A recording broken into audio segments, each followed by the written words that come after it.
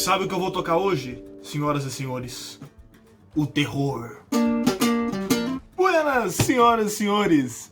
Depois dessa piadola maravilhosa, engraçadíssima, né? A essa altura do campeonato, vamos dar início aqui à nossa aula, que talvez seja uma das aulas mais importantes aí em termos de história do Brasil, para você que vai prestar vestibular. Você sabe, esse conteúdo não cai, ele despenca no vestibular, que é o conteúdo de Segundo Reinado. Olha, bastante importante mesmo. Você vai se lembrar, né? Vamos fazer uma recapitulação aqui desse momento do Brasil Império, que se inicia em 1822 e vai terminar lá em 1889, certo? 1822 começa ali com a independência do Brasil, após aquela turbulência entre Brasil e Portugal, dia do Fico, né? Lembra disso tudo aí? Beleza, independência, mas eu critiquei a noção de independência com vocês já anteriormente. Eu disse para vocês que Dom Pedro I tem uma série de problemas, né? Ele vai de herói a vilão, e um dos principais problemas, por assim dizer, de Dom Pedro é que ele não consegue formar uma noção de nacionalidade no Brasil, né? Não há a construção de um sentimento nacional no Brasil, tanto que o período que vem pós a abdicação de Dom Pedro I, que é o período regencial, quando o Brasil fica na mão de regentes. Afinal de contas, Pedro II tinha apenas 5 anos, não tinha condições de assumir a sua posição como imperador, certo? É um período muito turbulento, é um período de intensa insatisfação, é um período de muita turbulência, de muita tentativa de fragmentação. Falamos de uma série de revoltas, né, na aula passada, falamos de cabanagem, de sabe-nada, de malês, né, muito forte, inclusive, aquela influência do haitianismo, certo?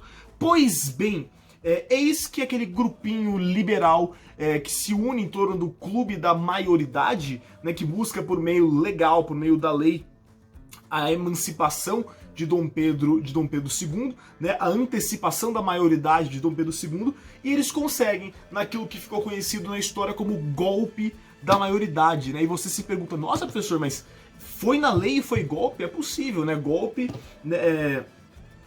pode ser através da lei, né? Geralmente golpe atende a uma demanda de elites, certo? É o que diferencia golpe e revolução. Eu vou entrar nesse debate mais pra frente, futuramente. Por enquanto você só vai aceitar, né, que historicamente nós chamamos esse momento aí de julho de 1840 como o momento do golpe da maioridade, mais um golpe político aí na história do Brasil. Beleza, Segundo Império ou Segundo Reinado, senhoras e senhores, tudo que vai se estender ali de 1840 até 1889. Dom Pedro II, já dando um spoiler máximo para você aí, é o governante da história do Brasil que mais ficou tempo no governo. Você sabe disso? 1889 menos 1840, meu Deus, 49 anos no poder, senhoras e senhores, tempo para dedéu, né? Quer dizer, e uma coisa importante pra gente é que Dom Pedro II, ele é responsável pela estabilização política do Brasil nesse momento, né? Momento muito turbulento pós-emancipação, e ele consegue estabilizar, principalmente porque ele vai conseguir construir, não ele sozinho, evidentemente, eu falo do seu governo ali, né? Vai construir a noção do Estado-nação, né? O nacionalismo brasileiro, conforme a gente conhece hoje, começa a ser construído e consolidado com Dom Pedro II. Belezinha? Pois bem, vamos começar a falar então de política interna nesse momento aqui no Segundo Reinado. Aquelas disputas entre liberais e conservadores que nós vimos na última aula de período regencial, elas continuam. Elas continuam principalmente para quem vai dominar a Câmara dos Deputados, né? Um debate muito forte nesse momento é que os ministérios de Dom Pedro, né, os gabinetes, melhor dizendo, de Dom Pedro II eram cheios de liberais e a Câmara dos Deputados eram cheios de conservadores. Tanto que, em 1840, logo quando Dom Pedro II assume, né, como é coroado imperador, melhor dizendo, já rolam eleições para a Câmara dos Deputados para tentar amenizar essa disputa entre liberais e conservadores. Eleições que são super violentas, ficam conhecidas como eleições do cacete. Professor, pode escrever na prova eleição do cacete? Pode, ó! Essa pode. Eleições do cacete, porque foi um apelido que os conservadores criaram para esse momento, inclusive, tamanha a violência dos liberais. Estamos falando de um momento de assassinato, um momento de de agressões físicas, não só verbais, né? Um momento muito violento de eleições, por isso eleições do cacete. E Dom Pedro II tenta uma série de estratégias para poder amenizar a situação entre liberais e conservadores e consegue, né? Ele consegue, por isso que a gente fala que ele consegue estabilizar a política que era tão disputada por liberais e conservadores. Como que ele faz isso? Chama a atenção dos senhores para, por exemplo, a criação em 1853 dos chamados gabinetes de conciliação. Gabinetes que uniam liberais e conservadores, como se fossem ministérios. Agora, eu chamo muito a atenção dos senhores por ano de 1847 para o chamado parlamentarismo às avessas. Senhoras e senhores, olha só que curioso, né? O Brasil vai ser uma monarquia parlamentarista. Ó, né? Quer dizer, professor, você me pergunta, que Dom Pedro II não vai ser absolutista? Não vai fazer uso de seu poder moderador? Vai e vai pra caramba. Vai pra caramba. E por que a gente chama o parlamentarismo brasileiro de parlamentarismo às avessas? Você sabe, né? O que é algo ao avesso? Algo que está ao contrário. Né? E o modelo de parlamentarismo que a gente tem na cabeça é o modelo inglês. E como é que funciona o modelo inglês? No modelo inglês você tem um parlamento e o parlamento indica o primeiro-ministro. Né? Então, na verdade, você vê a Inglaterra, lá tem uma monarquia, lá tem um rei, né? Já faz 723 anos que a Rainha Elizabeth está lá, certo? Enfim, senhoras e senhores.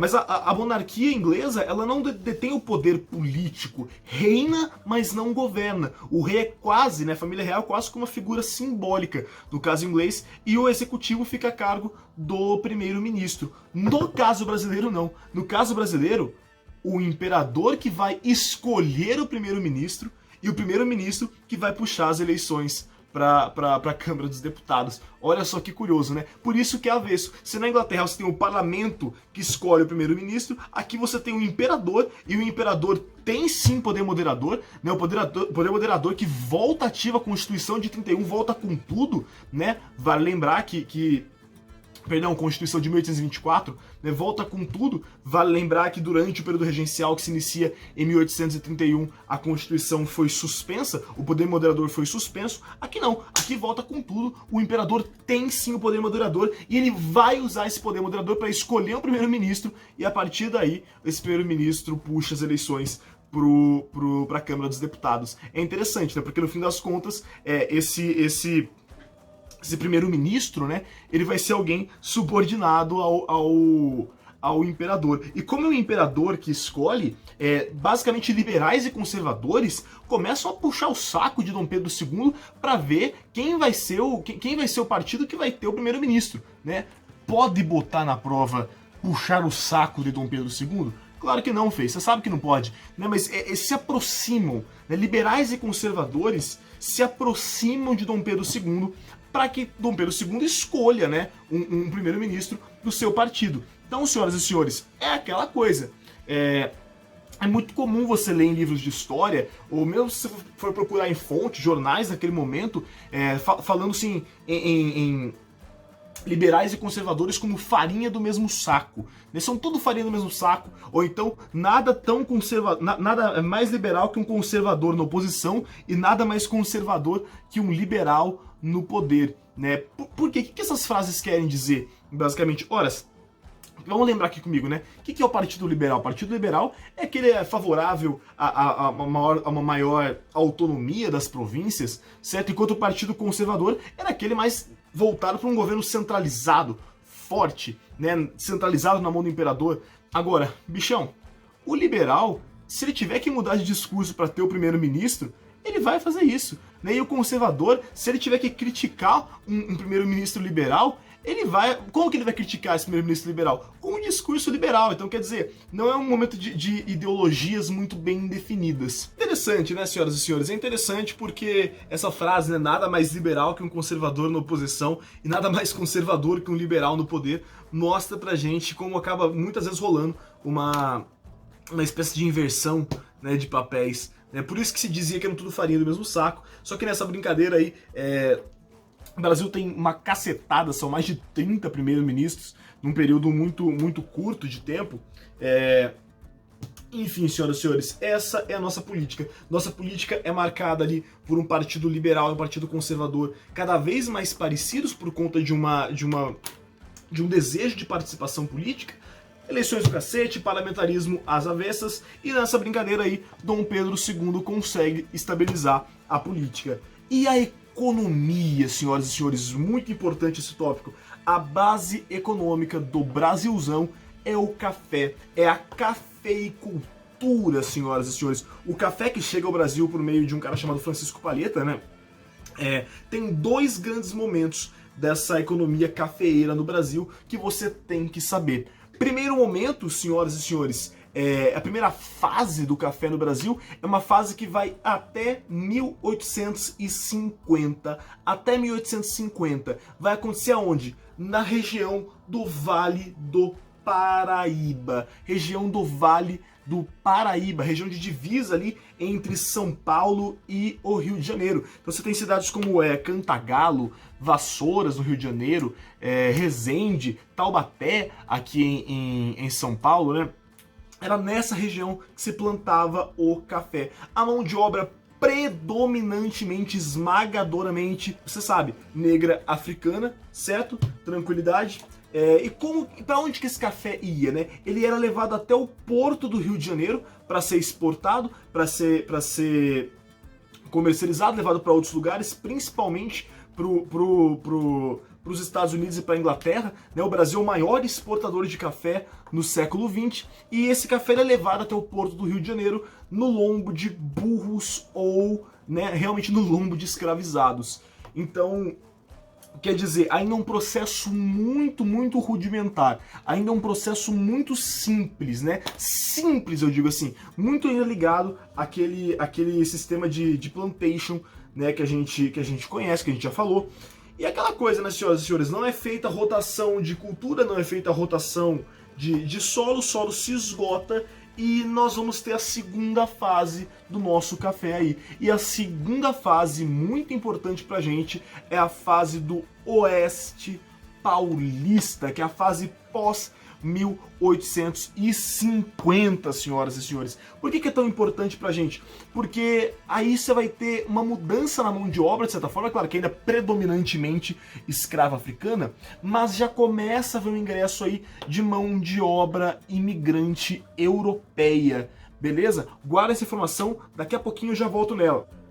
Tanto que essa mão de obra imigrante, só para complementar, eles veem aquela terra muito vermelha, muito propícia ao plantio. Os italianos chamam de terra rossa, né? E o que é isso aí? Porque ela é terra muito avermelhada, tem muitos nutrientes. E aí, popularmente, a gente chamou de terra roxa. Isso aí, esse solo de terra roxa, um solo ideal para o plantio do café. E aí o café, no caso, era levado para o Porto de Santos, não mais para o Porto do Rio de Janeiro, e não era mais no lombo de escravizados ou de mula, né? Vale lembrar mais uma vez, quando eu falo de mula, não tô falando de corintiano, senhor, estou falando do bichinho mesmo. Enfim, e esse café era levado para o Porto de Santos através das primeiras ferrovias do Brasil, senhoras e senhores. As primeiras ferrovias do Brasil. A ferrovia é algo muito importante pra gente, é um avanço absurdo para esse momento, porque afinal de contas nós estamos falando de um encurtamento do espaço-tempo muito forte, né? Aquela noção do tempo é dinheiro aí cada vez mais forte, você atinge uma quantidade de espaço num tempo muito curto, certo? Claro, tem aí o outro lado, o desmatamento, a poluição que isso vai levar, isso é o outro lado do progresso, sem sombra de dúvidas. E nós temos uma coisa interessante para falar desse café, que é essa elite cafeicultora, senhoras e senhores. Essa elite cafeicultora, muitos deles que conquistaram o título de barão, que compraram, melhor dizendo, o título de barão, são chamados de barões do café, né? O barão, o que é um barão do café? Caso apareça aí pra você. Barão do café é esse grande cafeicultor, essa elite cafeicultora que lucra muito com o café, certo, senhoras e senhores? Inclusive, para a gente continuar falando de economia, vou chamar a atenção dos senhores de um período muito importante de indústrias no Brasil que vai acontecer. Mas, Isaac, o Brasil não é um país majoritariamente agrário nesse momento? Claro que é, feio. Claro que é, mas tem indústria? Vai ter um surto industrial na economia brasileira. Senhores, durante ali a década de 40, inicialmente, o comecinho da década de 50, né, nós temos o chamado surto industrial do Brasil. O que é o surto industrial do Brasil? Literalmente, muitas indústrias vão surgir num período de tempo muito curto, né? Em cerca de 12 anos, 10, 12 anos, muitas indústrias vão surgir no Brasil. Por quê? Quais são as razões para um país majoritariamente agrário, né, do nada, ter um surto industrial? Não é muito bem do nada. Veja bem, chama atenção para o ano de 1844, a chamada Tarifa Alves Branco, senhoras e senhores. Tarifa Alves Branco. O que é a Tarifa Alves Branco? É uma tarifa protecionista. É uma tarifa que vai aumentar os impostos sobre os produtos importados. Putz, se os produtos importados estão vindo com um preço muito grande, né, muito alto, perdão, né, um preço alto, isso estimula o surgimento de uma produção nacional, o surgimento de uma indústria nacional. Legal. Da hora. É um fator importante pra gente, a Tarifa Alves Branco. Mas quem vai investir nisso, Isaac? Depois de 1850, muitos ex-traficantes de escravos. Por quê? Porque em 1850 nós temos a chamada Lei Eusébio de Queiroz. Senhoras e senhores, Lei Eusébio de Queiroz é a lei que proíbe o tráfico negreiro, é a lei que proíbe o tráfico de escravos para o Brasil. Então muitos ex-traficantes de escravos endinheirados vão investir em outro negócio. Que outro negócio eles vão investir? Criação de indústrias. Demorou? Tranquilinho? Então até agora 2 fatores para vocês. A Tarifa Alves Branco e a Lei Eusébio de Queiroz. E o outro fator importante, os barões de café que eu acabei de falar para vocês. Né? Os barões de café que estão muito endinheirados, ganham muito dinheiro com essa alta exportação do café. Eu falei que o café é o principal produto do Brasil nesse momento. O Brasil é o maior exportador de café do mundo. E esses barões do café endinheirados vão investir em outros negócios. Vão investir, por exemplo, nas indústrias. E por que esse período de surto industrial muitas vezes é referido na história como a Era Mauá? Por conta do Barão de Mauá, senhoras e senhores. O Barão de Mauá. Quem que é o Barão de Mauá? É um grande barão do café, evidentemente, você já percebeu isso, mas também é um importante empresário e industrial desse momento. Por exemplo, é esse cara aí, é o Barão de Mauá, que vai criar a primeira ferrovia do Brasil. É ele que vai promover, por exemplo, iluminação pública no Rio de Janeiro. Ele faz o quê? Iluminação pública no Rio de Janeiro. Ele tem dinheiro para isso. Ele tem dinheiro para promover iluminação pública no Rio. Para além do mais, ele vai criar uma ligação telegráfica, né, dutos, tubos por baixo da terra entre o Brasil e a Europa. Ele vai criar um estaleiro, o Estaleiro Mauá, vai criar um banco, Banco Mauá. Esse cara é um baita empresário, vai ser absurdamente rico, um dos homens mais influentes do Império, mas vai chegar o ano de 1860 e a Tarifa Alves Branco é revogada. Com a Tarifa Alves Branco revogada, e você pode perguntar, mas Isaac, não era bom para a economia do Brasil, né, esse surto industrial? Por que a Tarifa Alves Branco foi revogada? Muito por pressão britânica, muito por pressão da Inglaterra, né, que havia perdido um pouco por um pedaço de tempo aí, né, por um momento, perdeu a sua preponderância sobre o comércio no Brasil e passa a pressionar o governo brasileiro para que revogue esta tarifa. Certo, senhoras e senhores? Nessa aula, nesse vídeo, era o que eu pretendia falar para vocês. A parte de política interna, né, voltada para essa disputa entre liberais e conservadores, amenizada por Dom Pedro II com algumas estratégias, e principalmente aí nessa parte econômica, com o predomínio do café. Olha, uma diquinha para você, hein? Você sabe, uma coisa que não cai em prova, despenca em prova, né? Pede para você comparar a produção cafeeira até 1850 no Vale do Paraíba com a produção pós-1850 no Oeste Paulista. Muito importante, né? Eu acabei de falar, né? Só pra gente lembrar aqui de novo. Porto do Rio de Janeiro, no Vale do Paraíba, Porto de Santos, no Oeste Paulista. Aqui no Vale do Paraíba, levado o café até o Porto do Rio de Janeiro no lombo de escravos ou no lombo de mulas, lá de animais no geral. no Porto de Santos, na produção do Oeste Paulista, levado por ferrovias, mão de obra, já ingresso da mão de obra imigrante. Eu vou falar um pouco mais disso no próximo vídeo, senhoras e senhores. Era Mauá, surto industrial, da hora, senhoras e senhores. Qualquer dúvida, já sabe, me procure aí no Prof. Isaac Trevisan, me procure no profisaactrevisan@gmail.com. Se você gostou do vídeo, deixa aí o seu like, tô adorando falar isso, deixa aí o seu like, se inscreva no canal Educalipse se você ainda não é inscrito. E é isso, senhoras e senhores. Um beijo no coração de todos e tchau!